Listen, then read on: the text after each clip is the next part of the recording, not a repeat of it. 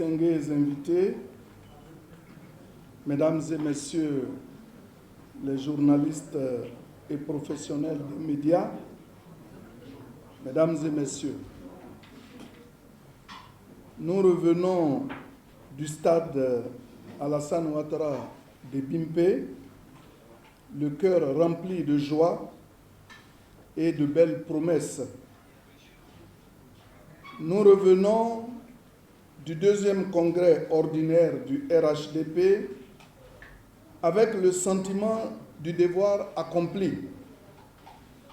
Le défi a été relevé à tous les niveaux et de fort belle manière.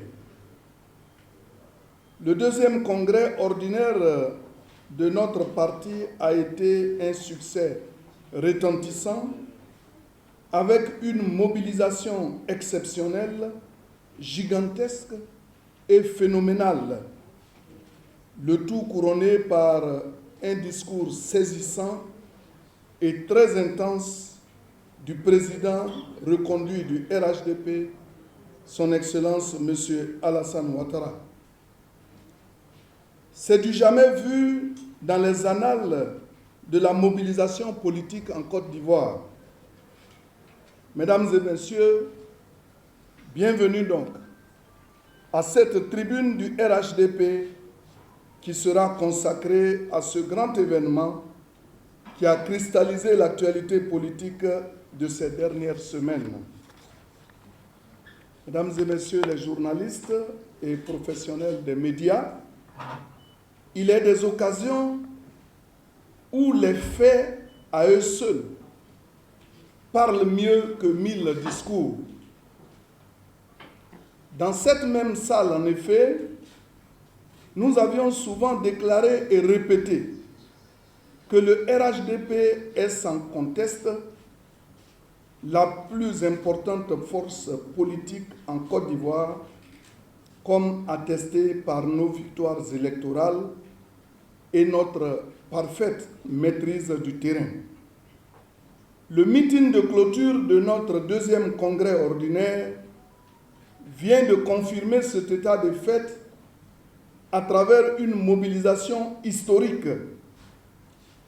Au terme de cette cérémonie de clôture, personne du côté de nos adversaires n'a trouvé à redire.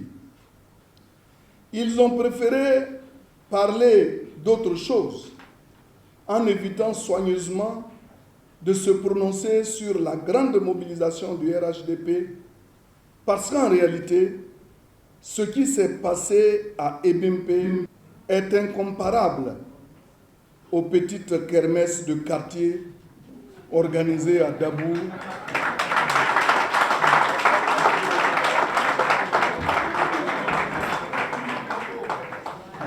parce qu'en réalité, ce qui s'est passé à Ebimpe est incomparable aux petites kermesses de quartier organisées à Dabou, à Port-Boué ou à Figayo par nos adversaires ces dernières semaines.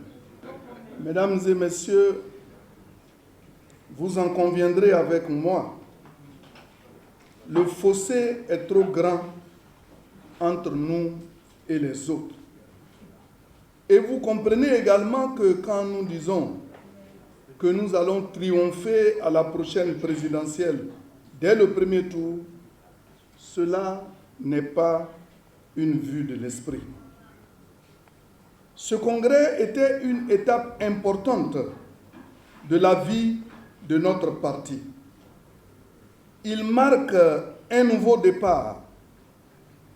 Il nous a permis de faire un état des lieux de notre organisation interne et de notre fonctionnement en liaison avec nos bases sur l'ensemble du pays. Nous avons pris en compte les avis de tous pour construire un parti encore plus solide, plus performant et plus conforme aux aspirations des Ivoiriens.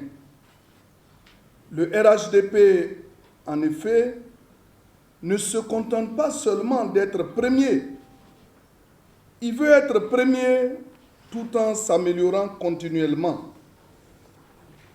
Dans cette perspective, les militants ont estimé à l'unanimité qu'ils ont encore besoin du leadership inspirant, fédérateur et galvanisant du président Alassane Ouattara. Ce désir ardent, exprimé lors des pré-congrès régionaux et endossé par le Congrès, a été porté au président du parti, qui l'a accepté au grand bonheur des militants du RHDP. À Ebempe, nous avons vu à quel point cette réponse du président Alassane Ouattara leur a procuré de la joie au cœur. Certains même ont pleuré de joie. La seule présence du président Alassane Ouattara à la tête du parti rassure les militants qui savent qu'avec lui, ils iront forcément dans la bonne direction. Car le président Alassane Ouattara est un homme qui gagne tous ses combats. Et ils veulent continuer de gagner avec lui pour une Côte d'Ivoire encore plus rayonnante et prospère. Relativement à la seconde requête des congressistes, celle concernant sa candidature à la prochaine élection présidentielle, le président Alassane Ouattara nous a invités à patienter encore quelques jours. Il nous a demandé de lui laisser un peu de temps. Mais dans cette attente, il nous a délivré des messages qui nous rassurent.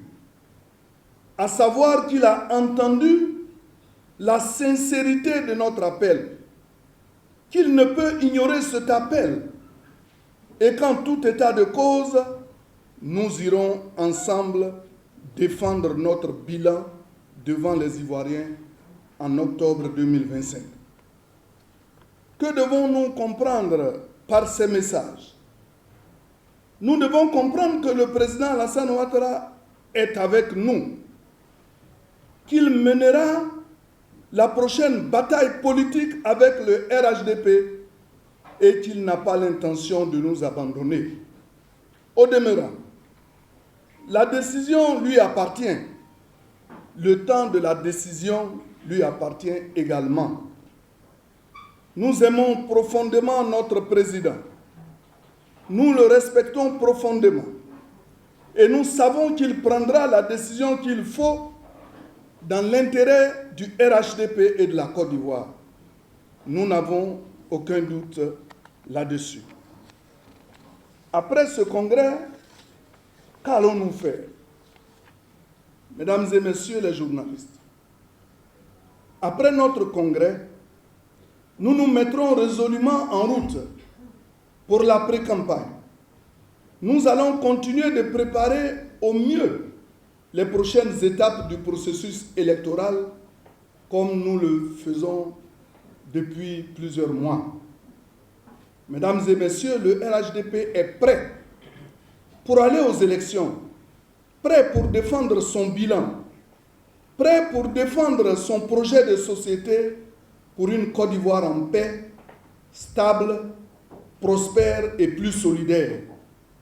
Et c'est ici que le RHDP attend les autres partis politiques.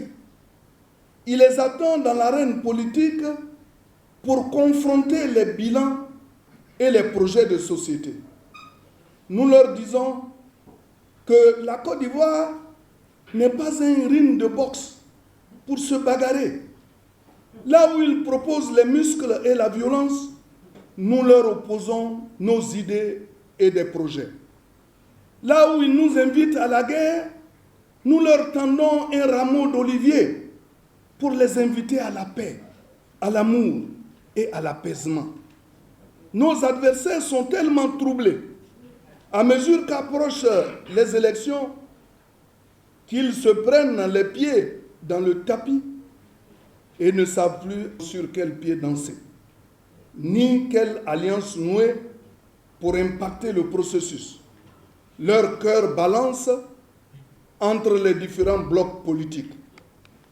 Mesdames et messieurs les journalistes, nous observons ces derniers temps un vent d'agitation au sein de l'opposition. Des menaces fusent de partout au sujet d'une probable candidature du président de la République, son Excellence M. Alassane Ouattara.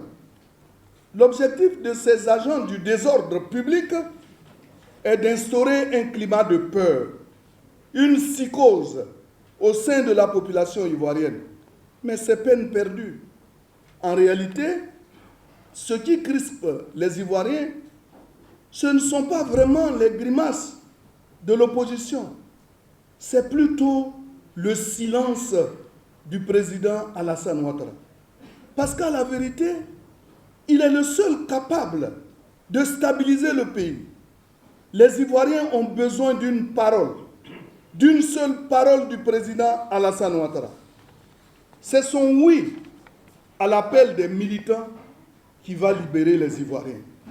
C'est son oui qui va dissiper les inquiétudes que pourrait engendrer chez certains cette campagne de peur que l'opposition voudrait instaurer.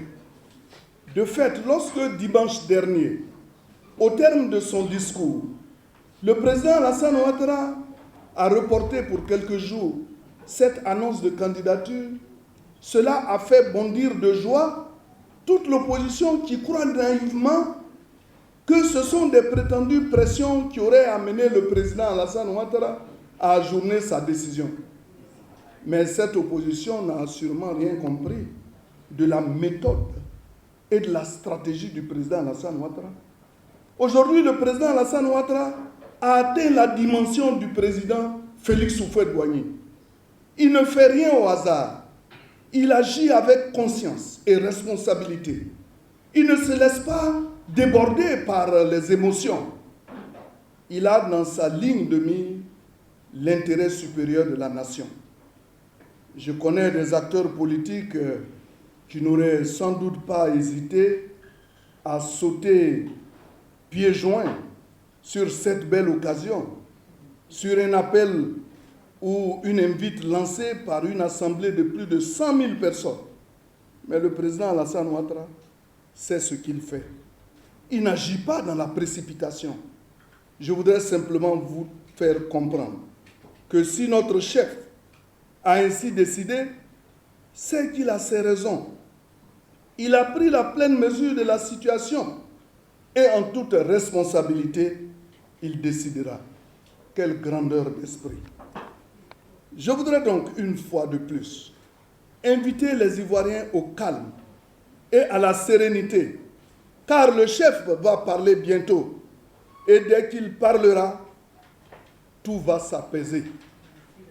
L'opposition se plante quand elle interprète la décision du report de l'annonce de la candidature comme un recul ou une hésitation.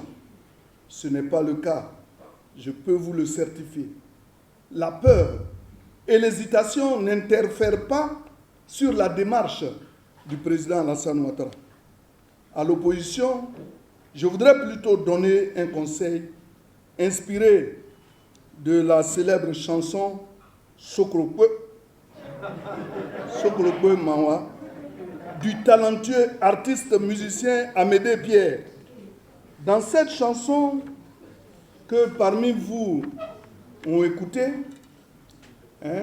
que certains parmi vous ont écouté sans en comprendre le contenu, il est raconté l'histoire d'un homme qui, au temps colonial, avait décidé de braver le colon, c'est-à-dire l'autorité de l'époque.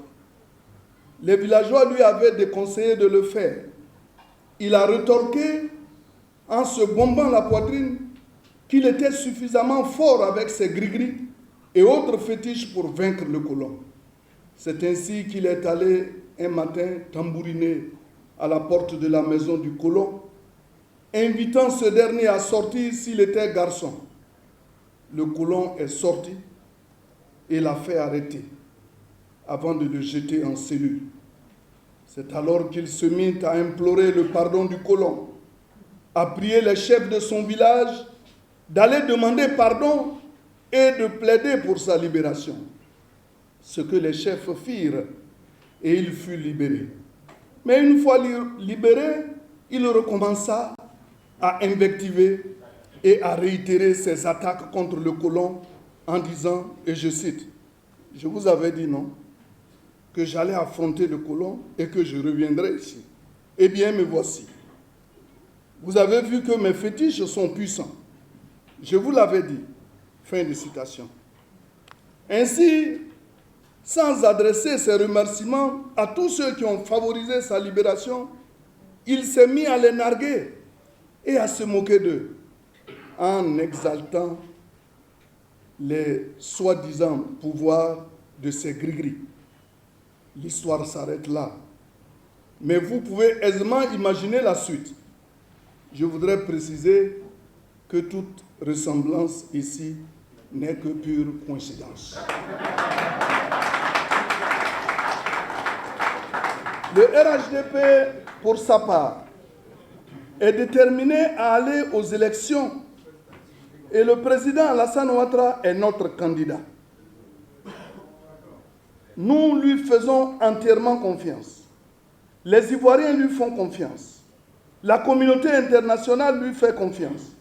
C'est lui qui est capable de faire avancer la Côte d'Ivoire dans la bonne direction. C'est lui qui est capable de préserver la Côte d'Ivoire dans tous les chocs extérieurs parce que c'est un homme d'expérience, parce qu'il a surtout une vision claire de la Côte d'Ivoire. Il a déjà fait ses preuves. C'est pourquoi nous lui faisons entièrement confiance. Et c'est pourquoi également les Ivoiriens lui font entièrement confiance pour continuer d'élargir les sillons du développement, consolider la paix et promouvoir plus de justice sociale et une croissance encore plus inclusive dans notre pays. Mesdames et messieurs, je vous remercie de votre bien aimable attention. C'était là Étienne Kobenon Kossi Adjumane, porte-parole principal.